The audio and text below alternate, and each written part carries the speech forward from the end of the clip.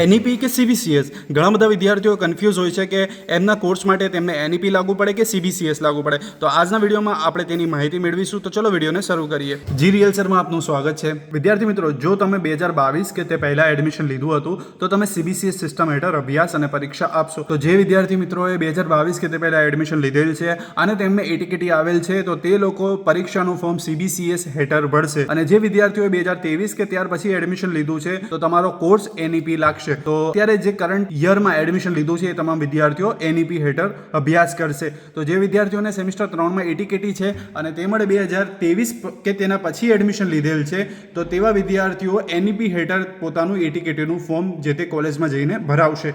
તો આ રીતે તમે સીબીસીએસ અને એનઈપી નો ડિફરન્સ સમજી શકશો. આ પોસ્ટને અમે GRealsR ઉપર અપલોડ કરેલી છે તો તમે ત્યાંથી આ પોસ્ટને જોઈ શકો છો, તેમજ અહીંથી સ્ક્રીનશોટ પણ લઈ શકો છો. તે ઉપરાંત તમારો યુનિવર્સિટીના રિલેટેડ કોઈ પ્રશ્ન હોય તો તમે અમને GRealsR ઉપર પૂછી શકો છો. અમે તેનો રિપ્લાય તમને જરૂરથી આપીશું. અને આવી જ યુનિવર્સિટીની કંઈક અપડેટ મેળવવા માટે અમને GRealsR પર ફોલો કરો. Thank you.